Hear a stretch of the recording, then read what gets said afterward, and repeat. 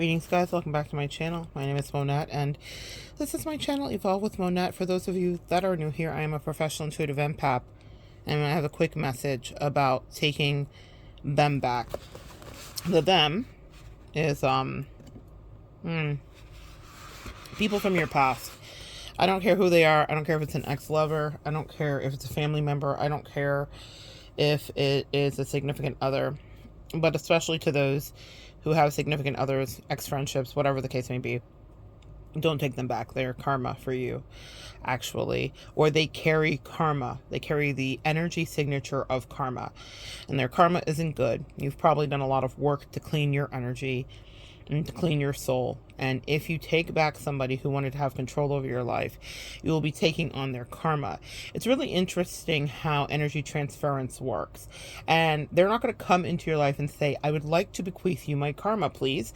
Can you take it off my hands? It's quite heavy. They're not even that cognizant and aware, but their higher self is. And even if you're dealing with a narcissist or sociopath or just a garden variety, not great person, they do have a higher self. We all have a duality. We all exist in spirituality to some degree or another. You can debate me if you'd like. But the issue is that they know that you are the light, and they know that they are the dark, and they know that being around you makes them feel better. Have you ever listened to feedback when people are around you, when they say, I just feel good with you, or it feels good to be around you, I feel so much better? That's us, empaths, because we're usually very responsible with our energy. People like our vibration, and with that vibration, synergy can be created with the right connections and partnerships. But for the people from our past, those karmics, or those lower vibrational connections that just wouldn't evolve, or refuse to evolve, or refuse to do the deeper spiritual work, doesn't mean that they are the dregs of the earth. I have a friend who's been teaching me recently about balance in so many ways. Thank you so much, my root chakra sister, for showing me that even narcissists not deserve anything from us, but that it is wise to observe them as beings that are here having the human experience to whatever degree, no matter what our judgments are. So thank you so much. You know exactly who you are. So that is something that I have really been taking into account, because I listened to her talking during some of her work that she's doing, and she's getting these messages out, and I'm like, wow, that's so measured. And I really appreciate, I pay attention when people are measured, because in my natural humanity, I can definitely have these extreme states of being, I'm a fire sign, so I'm given to like passion in that way. But it's so nice to hear how a grounded person perceives something and what they've had to say, and it's affected the way that I think about it, and it's the truth. These people are beings having their experience. That doesn't mean that they need to be next to you, that they need to be proximal to you, that they need to be in any capacity around you or allowed access back to you. That part. So that's where the vigilant practitioner comes in, and the mama and the auntie and the sis and the cousin. I will not allow that for my collective and for the clients that I work with. I'm hyper vigilant. Free will is always your portion. But if I'm here to guide you, then please know that I would advise caution, that you take caution, that you utilize caution, that you pay attention to who you allow back in. Because it's not just so much like, oh, do they deserve to be loved or forgiven? I thought about that a lot in my past when people spun the block. And sometimes I would allow it, and sometimes I would not. And sometimes my energy was very powerful, and it would be a complete block, and they couldn't even get close to me. But it was to preserve my energy, because people just want to get back in, because yes, maybe they realize they committed a sin, but beyond committing a sin, they realize that your energy is sweet, that it's good, that it's juicy, that it's honey, that they want to eat and devour you. And that's something that I think is really interesting, because if you allow them to come back in, maybe their present self, their connected self, is not thinking, I'm going to hurt you again. And some of them are devious enough to actually be thinking that. So let's not ever mistake a good old narcissist. But even if they're not coming in with the most malicious of intent, whatever is unresolved, whatever light that your light triggered in their demons is still there. And if they were supposed to learn a lesson in a certain amount of time, or with a certain heaviness of despair, If you get back into their life, then they can continue to live without a care. Because what we do effortlessly, without realizing that we're doing it, my sweet collective, is we transmute energy for people. We do it for free. We are essentially dialysis machines. We don't even mean to be. Sometimes we don't want to be, and that's why it's important to understand where you end and someone else begins, so that you can protect your energy. For the closest people in my life, they have access to me in that way, so it doesn't matter if it's even a word that they open their mouth to say. I hear them. I hear people calling me. It's a real thing, and I'm sure a lot of you guys can relate to experiencing that phenomenon, or experiencing that telepathy or that energy. So those people in my life are allowed to utilize the dialysis machine in me. I will happily clean the people that I love's energy, and they do the same for me. There is reciprocity. But for people that have wronged you, and that have done you so dastardly that you had to recover and recuperate, you had to transmute the energy, and you had to shed tears, and you had to ground yourself, you had to touch grass, and you had to pray, and you had to meditate, you had to let Palo Santo and sage. If you had to do great spiritual work and go into warfare and go into a dark night of the soul, if you felt a tower moment, if you felt like you lost control because of being proximal to somebody, they have karma for that. Even we have not always been personable to people. For some people, we will be the villain. So everyone is not going to just be living this perfect life. We have caused people in our life strife, if you really are honest with yourself. But at this side of it, on this half collective, you know yourself, or you wouldn't be here. And you are cognizant, and you are very aware of your effect and your energy on the people around you. But what I would advise is not to take people back that unground you. Make sense? Because even if you think, well, it's okay, and I'll help them, and maybe they don't have to stay, just being close enough to you can get you off your path in a very particular way. And it can cause them to have their karma to be negated. It can negate the karma that is coming to them, where they are now back and they are your best of friend, your best of kin, you're this, you're that, or the other, and they're not realizing that, or maybe they are, that they're taking away a lot of blessings. For a particular person in my past, I associated that person with bad luck, with connections that didn't last, with lack, with poverty, because she was that. She was walking that. Now, it was hard for me to see when I was up close. I used to check myself, like, when you smell something bad and you smell yourself and like, oh my God, is it me? I would check myself spiritually and energetically to see if I smelled like a grinder. In the spirit realm, a grinder is a sub. It has onions on it. So it has that smell of onions, like the BO smell. So I would check myself to see if I smelled like a grinder. And really, it was her the whole time. And I'm not casting blame, and I'm not projecting. It truly was her. And the reason I know is because when I took back my life, it was so evident to me that she was the problem that was Freudian. She was the problem. She was the person who actually had an issue and a problem with poverty. She was impoverished, and it wasn't just about finances. It was about her relationships. It was about her sensuality, which I wouldn't say exists. She used it as hypersexuality. It was about her gossip way. It was so many things. She wasn't seeking to examine or to discuss or to fix. It was to castigate and to tear down. She enjoyed seeing people in pain. And it's so funny. Recently, I've been watching the fires that have happened in Lahaina. And I'm not probably saying that correct, but in Hawaii specifically, the fires that have just eviscerated a town because of hurricane gale force winds that caused it to spread, 85 mile an hour winds that caused it to spread, and people's lives have been lost, and people's lives have been devastated and decimated. And I don't know why this thought came through my mind, but I thought, I sure hope, because I knew she knew people that were Hawaii adjacent, and I believe that her family member even lived there or something, and has a lot of ties there energetically. And actually, I think a family member of her married someone whose family is from Hawaii, so I know that they would be watching this. For whatever reason, the angels brought that to my mind. I hadn't thought about her at all in any deep way other than, oh my God, thank God that's over with.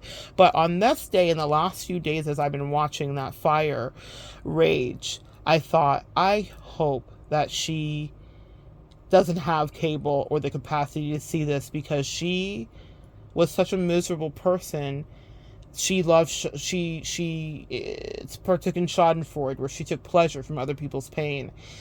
And what a tragedy that was. And it made me sick. Like, my stomach actually turned to think of her taking glee from the way that people have been decimated and lost their families, their way of life, their heritage, their ohana in every way. And so, in any case, that's a weird thought, right? But it brought me back to the realization that she was never part of the light, and that she pushed my good energy, good karma away. I'm not talking about pushing me away in a relationship, meaning just being in a connection with her made it so that I was impoverished in various ways. The second I removed my energy from her, I flourished in every way. Even with her evil eye, her unwell wishing, her projecting, her lack of taking responsibility, I was able to set myself free. And that's what I mean by be careful who you reattach to, because they can siphon from you karmically. People try to switch destinies all the time. You'll hear a lot of tarot readers talk about that, and it sounds like a far-fetched notion. As I said, that was 11 on the clock, or 1:11 on the clock, on the timer. A lot of tarot readers, pardon me, let me get a sip of a... A lot of tarot readers talk about that, and they say, someone's trying to switch destinies with you. And all of it can sound far-fetched and very fairy tale-ish, but there is such a scientific principle to it. Well, a metaphysical scientific principle to it. Metaphysics are the feminine science, okay? People will try to switch destinies with you. They will want your life. And it could be like very creepy, like single white female, that part. But it's as simple as like just wanting whatever gives you heart, je ne sais quoi. They may want to take that from you because they could never conjure that, specifically narcissists, right? So if you forgive somebody, because that's the empath way, we always want to forgive, but I'm so grateful for what I went through, because it taught me that yes, you can forgive and you can do your work, and you can even pray that they find some kind of help, but it won't be from me ever. And I clear that energy. And the reason that I know it so well is because my angels made it abundantly, specifically that word, operatively, abundantly clear to me. That is the operative word, abundance. And they said when she was near, yours was far away. Abundance, that is. The money could not reside, it could not stay. The friendships, the connections, the nurturing, the sensuality, everything. That doesn't mean I didn't go through hard times after our separation, or that things were always easy. Because as you guys know that are here, that are my A1 Day ones, you know my story. And I have had suffering in ways that I couldn't even articulate. But what I will tell you is, I have always known that there was going to be a brighter day. And I was going to get better, or I was going to move past something in every single way. And when you're connected with someone who is trying to karmically switch energy fields with you, or energetic resonance with you, then you are going to be fighting an uphill battle. You're going to be working with someone who doesn't want to build with you, and you're going to be questioning yourself and second guessing yourself and gaslighting yourself. And they do enough of that, don't they? And you're going to be thinking, why doesn't this work? Why isn't this working? How come this thing I've been putting all this energy into isn't coming to fruition? Oh, excuse me. How come no one is listening if you're a speaker? That was one of my questions. And an interesting thing happened before actually disembarking fully from the relationship. There was distance that had been put between us because I started to see some shady shit that she was doing. And my angels were like, watch this. Very much Usher, that meme.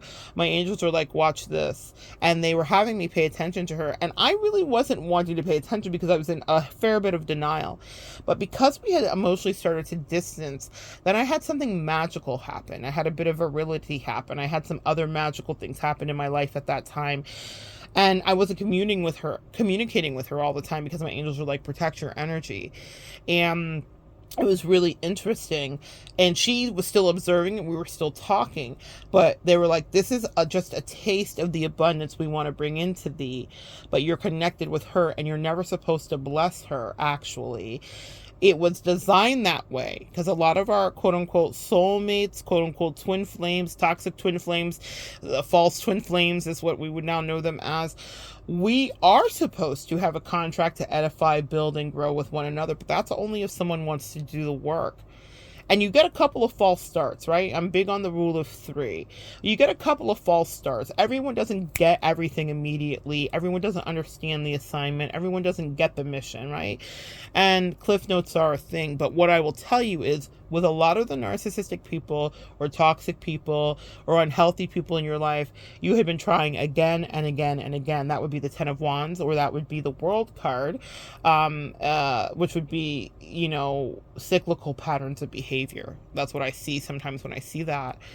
And so with the Ten of Wands, that means that you have exhaustively tried to get cooperation. You've exhaustively tried to work and to build something. And someone has repeatedly thwarted all of your attempts. And so that's really an interesting thing to pay attention to. So when they apologize to you, might they mean it? Yes.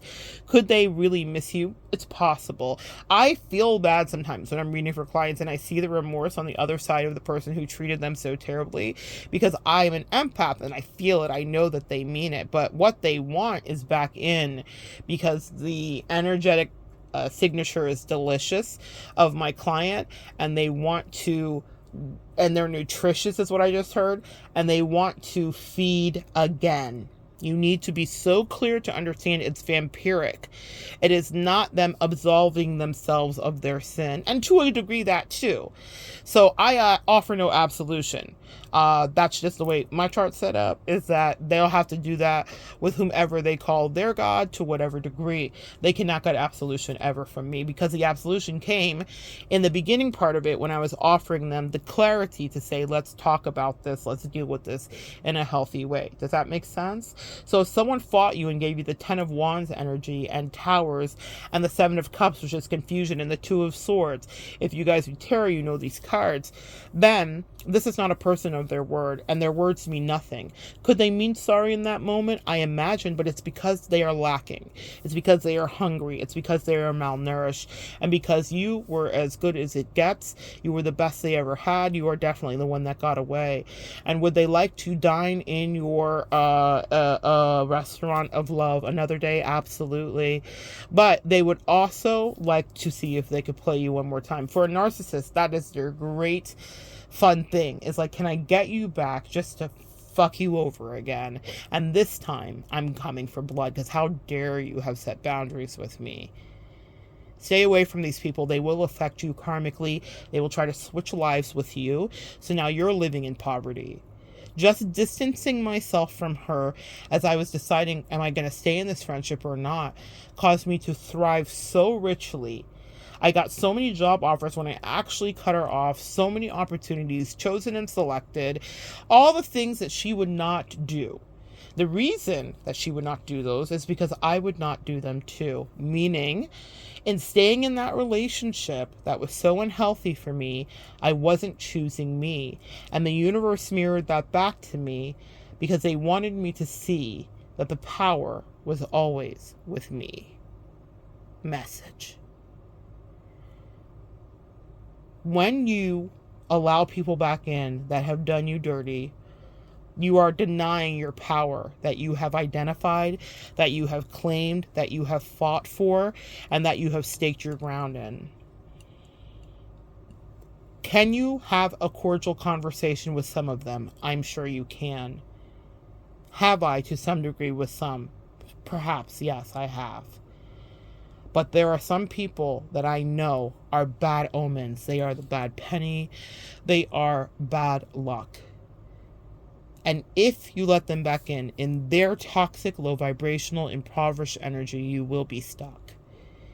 And it won't be as easy to extricate yourself a second time, because even the universe pays attention to the rules of thee and thine, of 2 and 3. They pay attention to the truth of wanting to set yourself free. And if you take them back, you will be taking on their karma indefinitely. Things will not go well in your life. Things will break down. Money will be tight. You will see strife and other relationship dynamics that they never experienced it before. You did a lot of work, empath.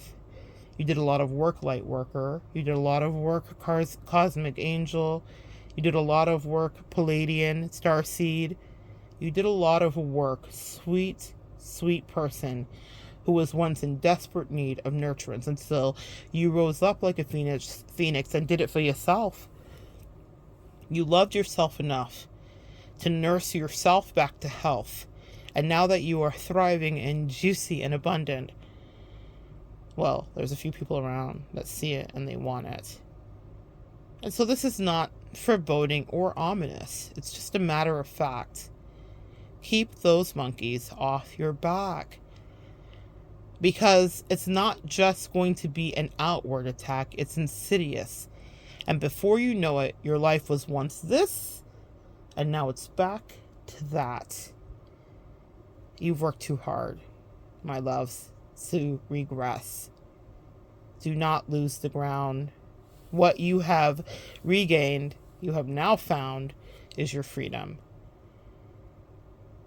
And the people that hated on it, and that were naysayers, or that were actually actively wishing you unwell, they see it.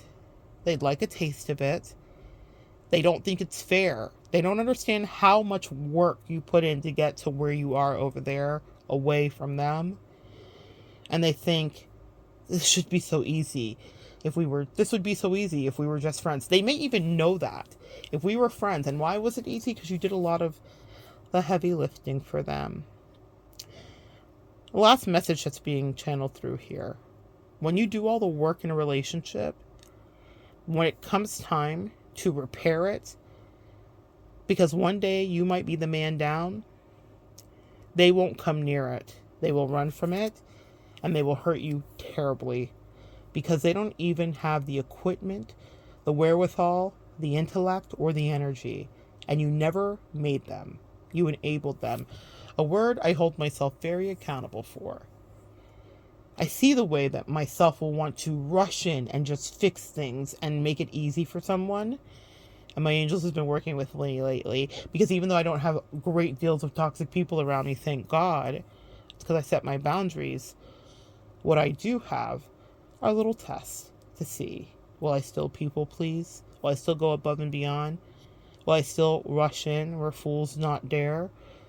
Or will I let people learn their own lessons and work for their own things and put their own life back into repair? Message. Maybe that's for someone else. You want someone that's going to work reciprocally with you. You know, I had a situation recently where there was work to do, and both parties involved, myself and the other person, knew how to pick up our tools, and we got to work. Those are the relationships that maintain and increase in value regarding worth. But a lot of us engaged in codependent ones where we did all of the work, and when the going got tough, the other party ran. They do run. They do run. That's what I just heard. They ran. They loved to run. They were runners and we were chasers. And now I am the friend replacer. And what I mean by that is that I replaced myself. I replaced my own personal ethos. And so I won't tolerate someone that's not going to do the work with me. For so many years, karmically, I was living in poverty because I was doing the work for two. Excuse me. And that does not a relationship make. It just means it's just you. The relationships that are delicious, that are nutritious for you, that edify and feed you are ones where you both are capable in a tough moment to put your heads together and say, I see you. It's tough right now, but we're going to get past this. I had desired that in that past connection, and all she did was give me nothing but deficits. Karmic relationships will always cause you to lose, guys. And if someone is coming back to apologize, that can be beautiful. I've got to see it with another friend recently, how she manifests these beautiful apologies from people because of the peaceful energy that she sits in. That's another lesson for another day. But I see the merit in it. You see, in my own life, myopically, there was only one way. Absolutely not. And my angels have been showing me all of this nuance lately in other people's experiences and dynamics, because everyone is not me and I am not everybody. And it's been so beautiful to be taught in this way, to observe and see that everyone doesn't need the same kind of rigid structure as me, which makes me be able to be better for you as a teacher for the collective. Yeah? It's so good to see. But one thing I am sure on, and that I do not waver on, is that people will want to reattach to get better karma and to have you set them free of their misery and their prisons. You know, a lot of times in tarot, you'll hear people say, they're going to jail, and you'll think, well, I know their situation. They're not really going to jail. What the heck are you talking about, girl or guy? What they mean is a mental prison sometimes, maybe actually physical prison. Some people get into relationships that they had to have, and now that becomes their prison. Jail is figurative, so use your imagination. We only have so many words in our English language, right? Many, we have a lot. But that's something to understand and discern. And you don't want to be locked up. They won't let you out.